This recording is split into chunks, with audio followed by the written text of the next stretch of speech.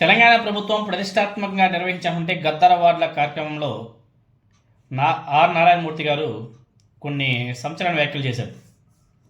మా కళాకారులను తెలంగాణ ప్రభుత్వం గౌరవించింది, అదేవిధంగా ఏపీ ప్రభుత్వం కూడా గౌరవిస్తే చాలా బాగుంటుంది.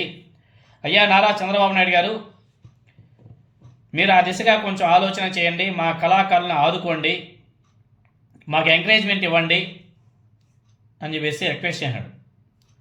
అదే ఫంక్షన్లో మెగాస్టార్ చిరంజీవి గారు కూడా మాట్లాడుతూ ఆయన కూడా ఏపీ ప్రభుత్వాన్ని ఉద్దేశించి, నారా చంద్రబాబు నాయుడు గారిని ఉద్దేశించి సినీ కళాకారులను గౌరవించండి, కొత్త తరాన్ని కళాకారులను ప్రోత్సహించడంలో తెలంగాణ ప్రభుత్వం చాలా ముందుంది. ఇదే క్రమంలో ఏపీ సీఎం చంద్రబాబు నాయుడు గారు కూడా రేవంత్ రెడ్డి గారిని చూసి నేర్చుకొని, రేవంత్ రెడ్డి గారి ప్రభుత్వాన్ని స్ఫూర్తిగా తీసుకొని కళాకారులను ఉత్సాహపరిచేలా చర్యలు తీసుకోవాలని చెప్పేసి మెగాస్టార్ చిరంజీవి గారు కొన్ని వ్యాఖ్యలు చేశారు. ఆయన మాట్లాడిన ఒకటే పదం, రేవంత్ రెడ్డి గారి ప్రభుత్వాన్ని కొంచెం ఇన్స్పిరేషన్గా తీసుకొని చేయండి అని చెప్పేసి ఏదైతే మాట్లాడాడో అది తెలుగుదేశం పార్టీ కార్యకర్తలకి, తెలుగుదేశం పార్టీ నాయకులకి చాలా కోపం వచ్చింది. రేవంత్ రెడ్డి గారు ఎవరు? మా చంద్రబాబు నాయుడు గారి శిష్యుడు. మా చంద్రబాబు నాయుడు గారు ఆయన చూసి నేర్చుకోవాలా అనేసి నా సామిరంగా సోషల్ మీడియాలో మెగాస్టార్ చిరంజీవి గారిని ఓ రేంజ్లో ఆడేసుకుంటున్నారు. తెలుగుదేశం పార్టీ యాక్టివిస్టులు ఇష్టారీతన బూతులు తిరుగుతూ పోస్టులు చేస్తున్నారు. ఇక్కడ దరిద్రం ఏమంటే ఆ విధంగా తిరుగుతున్నా కానీ, ఆ విధంగా మాట్లాడుతున్నా కానీ జనసేన పార్టీ నుంచి ఎటువంటి ఎదురుదాడి లేకపోవడం ఇక్కడ దౌర్భాగ్యం. ఒక్కడంటే ఒక్కడు కూడా మాట్లాడడం లేదు. అట్లీస్ట్ జనసేన పార్టీ ఎవరు, మెగాస్టార్ చిరంజీవి గారిని అభిమానించే జనసేన పార్టీలో కూడా ఉన్నారు కదా కొంతమంది నాయకులు, వాళ్ళు ఏదో ఒక ప్రశ్న పెట్టి ఈ విధంగా తిట్టకూడదు, మంచిది కాదని చెప్పేసి మాట్లాడచ్చు కదా. ఇప్పటి వరకు ఒక్కడంటే ఒక్కడు కూడా, ఒక జన సైనికుడు కూడా మెగాస్టార్ చిరంజీవి గారిని తిడుతున్నారంటే తెలుగుదేశం పార్టీ నాయకుల్ని ఖండించడం ఎంత దౌర్భాగ్యం అంటే పరిస్థితులు ఉన్నామో ఒకసారి మనందరూ కూడా ఆ మెగాస్టార్ ఫ్యాన్స్ ఒకసారి ఆలోచన చేయవలసిన అవసరం కూడా ఉంది. ఆ కూటమి ప్రభుత్వంలో పవన్ కళ్యాణ్ గారు కూడా ఉన్నాడు కదా. ఆ కూటమి ప్రభుత్వంలో జనసేన పార్టీకి సంబంధించిన ఎమ్మెల్యేలు, మంత్రులు ఉన్నారు కదా, ఎంపీలు కూడా ఉన్నారు కదా. మరి మెగాస్టార్ చిరంజీవి గారిని ఆ విధంగా ట్రోల్ చేస్తుంటే, ఆ విధంగా బూతులు తిడుతుంటే ఎందుకు వీళ్ళు ఖండించలేదు అని చెప్పేసి ఒకసారి ఆలోచన చేసుకోవాల్సిన అవసరం కూడా ఉంది. ఆయన ఏమన్నాడు, తెలంగాణ ప్రభుత్వాన్ని ఇన్స్పిరేషన్గా తీసుకొని మా కళాకారులను ఆదుకోండి అని చెప్పేసి అడగడం తప్ప. చిరంజీవి గారి వ్యాఖ్యల మీద Telugu Desam party social media wing తీవ్రంగా స్పందిస్తుంది. టికెట్ల రేట్ల కోసం సాగిలబడ్డ విషయాన్ని గుర్తు చేస్తూ ఇష్టారీతిగా వ్యక్తిత్వాన్ని కించపరిచేలా పోస్టులు పెడుతున్నారు. షూటింగ్లు చేయడానికి ఏపీకి రారు, హైదరాబాదు వదలరు, కానీ మీకోసం కోట్లు ఖర్చు పెట్టి సంబరాలు చేయాలా అని చెప్పేసి ప్రశ్నల వర్షం కురిపిస్తున్నారు తెలుగుదేశం పార్టీ నాయకులు. పరోక్షంగా పవన్ కళ్యాణ్ని లక్ష్యంగా చేసుకుని కూడా కొన్ని వ్యాఖ్యలు చేస్తున్నారు. ఏపీలో టికెట్ల రేట్లు పెంచుకోవడం తప్ప మీరు చేస్తుంది ఏమిటి అని చెప్పేసి ప్రశ్నిస్తున్నారు. చిరంజీవి గారిని వ్యక్తిగతంగా దూషిస్తూ ఆయనకి వ్యక్తిత్వం లేదు అని చెప్పేసి బండ బూతులు తిరుగుతూ చేస్తుంటే పోస్ట్ సోషల్ మీడియాలో బీభత్సంగా వైరల్ అవుతున్నాయి.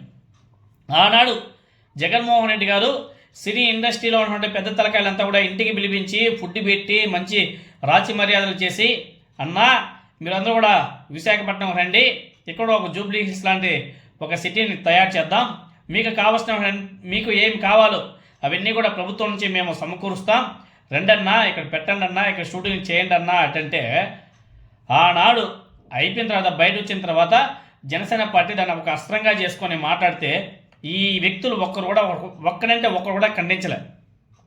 ఇప్పుడు చూడండి, అడుక్కుంటుంటే మళ్ళీ ఉల్టా అక్కడి నుంచి మళ్ళీ ఎదురుదాడి, వ్యక్తిత్వ హననం స్టార్ట్ చేసేశారు. బూతులే అసలు ఆ సోషల్ మీడియాలో బూతులు చూస్తే నా సామాన్యంగా నార్మల్గా అయితే ఇదే ప్లేస్లో వైసీపీ వాళ్ళు కానీ ఉంటే ఎదురుదాడి మామూలుగా ఉండేది కాదు.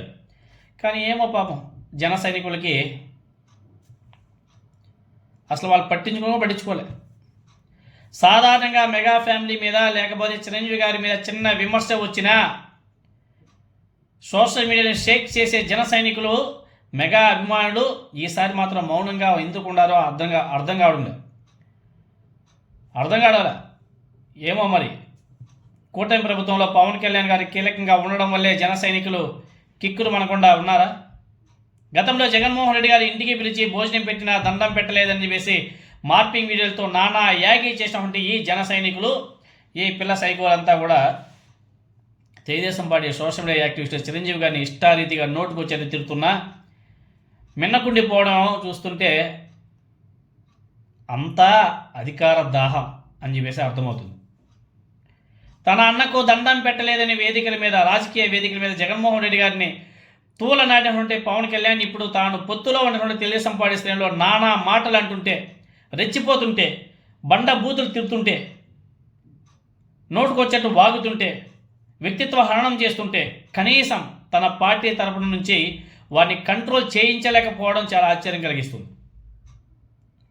చూడండి, రాజకీయం అనేది ఎంతగా దిగజారిపోయిందో మీరందరూ కూడా ఒకసారి ఆలోచన చేయవలసిన అవసరం కూడా ఉంది. మొత్తానికి చిరంజీవి గారు చేసినటువంటి ప్రోత్సాహం వ్యాఖ్యలు ఇప్పుడు రెండు పార్టీల మధ్య సోషల్ మీడియా వేదికగా చిచ్చుపెట్టాయి.